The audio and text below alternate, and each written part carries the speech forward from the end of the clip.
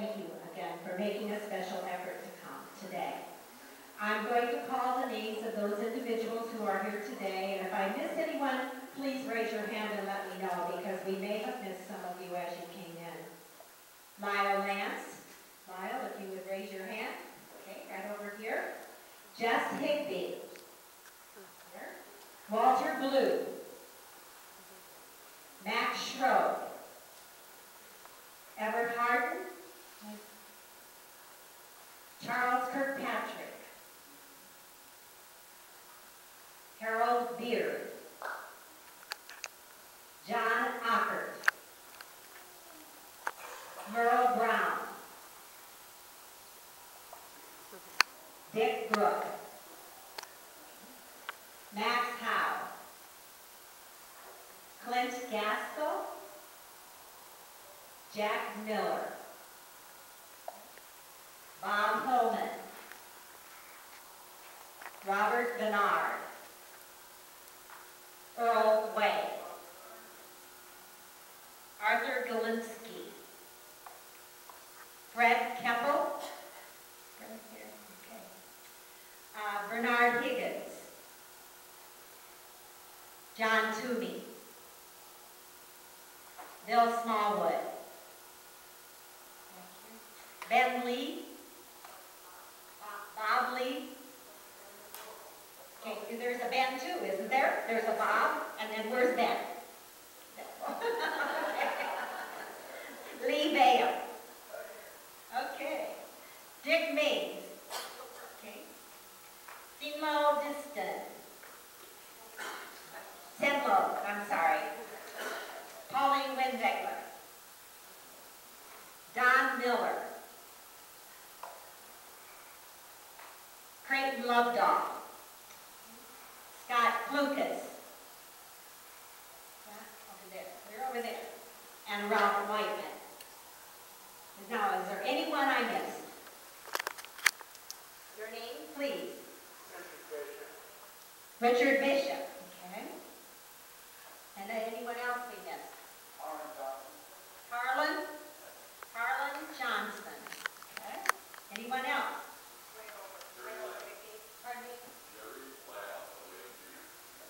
Jerry Lamb. And there was another one. Oh, Harry Tenham. Yes. Right. Okay. Any others? Okay, so we had more than that. We had 34 here today. That's even better.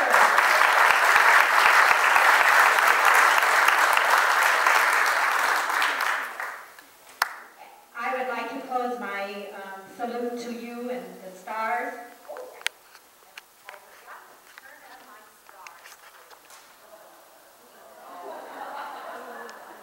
I got so excited about how many of you were here. I forgot my stars. I would like to close with a quote from John Fitzgerald Kennedy.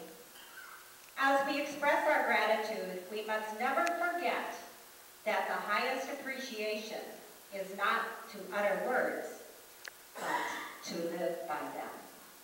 Thank you.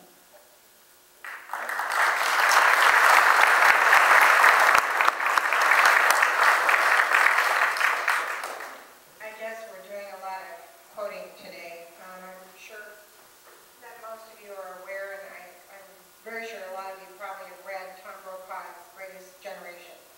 And I think it was so appropriate for me to just share a few words, because to me, I was a little girl at the time, but I remember I had to buy stamp books every Friday. I had to take my money to school and buy the stamp books, and then my neighbor boy threw it in the chicken yard, so I lost 2 of my stamp books just because he threw them away.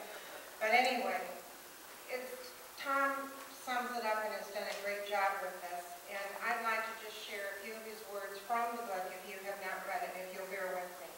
In his book, Tom Brokaw went out into America to tell the stories of individual men and women, the story of a generation, American citizen heroes and heroines who came of age during the Great Depression, the Second World War, and they went on to build a modern America that we live in today. This generation was united not only by a common purpose, but also, this is to me the most important, the common values: duty, honor, economy, courage, service, love of family and country, and above all, responsibility for one's self. Tom begins the book by saying, this generation, and he's talking about each and every one of you, answered the call to save the world from two of the most powerful and ruthless military machines ever assembled. Instruments of conquest in the hands of fascist maniacs. You faced great armies and a late start, but you did not protest. You succeeded on every front. You won the war. You saved the world. You came home to a joyous and short-lived celebration and immediately began the task of rebuilding your lives and the world that you wanted. You married in record numbers and gave birth to another distinctive generation, the baby boomers. A grateful nation made it possible for more of you to attend college than any society had ever educated anywhere.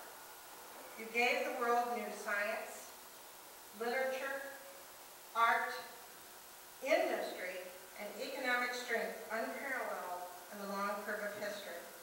As you now reach the twilight of your adventurous and productive lives, you remain, for the most part, exceptionally modest.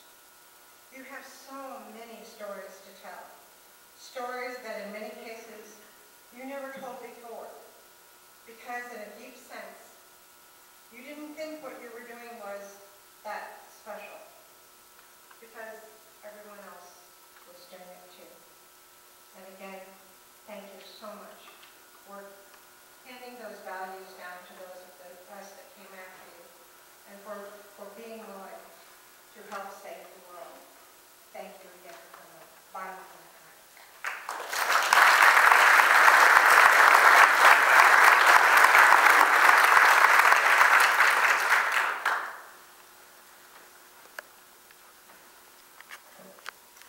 I just wanted to tell you a little bit about a project that we would like to be doing at the museum. The museum started about 3 years ago here in Monmouth. The Warren County Museum was moved from Roseville, and so we feel that as part of the Warren County Museum, we have an obligation to preserve the country and, more importantly, our county's future generations and the history that goes with it. We take very seriously this task of recording their history. You gentlemen, you veterans that we're honoring today, are our Warren County treasures.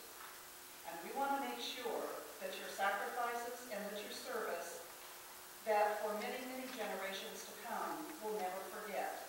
So we're going to undertake a project where we would like to videotape a visit with you. Now I know that Marcia White did an audio tape visit with some of the Roseville gentlemen, and there were over 30 of them that responded. Her notebook of that is right outside this door, a white 3-ring notebook that you're welcome to look at. Also, those are in the libraries of Roseville and Monmouth if you want to check them out to look at them. Now, I know Judy Eiler also is doing this at United, and we feel that it's important that we'll try and coordinate, but that the museum has copies of these things that we would like to visit with you about. Now, Marcia included in her notebook 35 questions that she asked the veterans ahead of time so they could be thinking and formulating what they wanted to say. And she graciously said that we were able to use those questions too. At the end of this, we have those 35 questions, and we would like to give them out to you. You can sit here with your family and look them over and maybe decide whether this is something you would like to do or not. Now, we're not looking for combat stories. We're looking more for human interest stories that went along with the war. In fact, we would also be interested in talking to the wives and the families of what life was like when those guys went off to the service and what it was like at home. So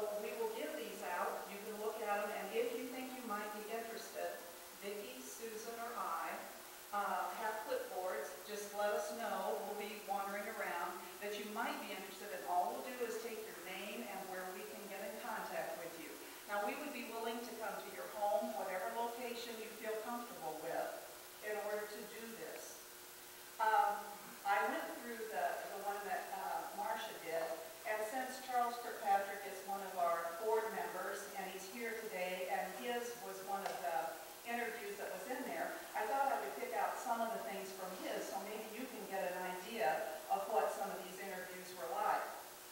Charles ended up being in the Army, and he was in there from June of '41 to February of 1946. After his junior year at Western, he volunteered to be drafted. So he started in the Army then,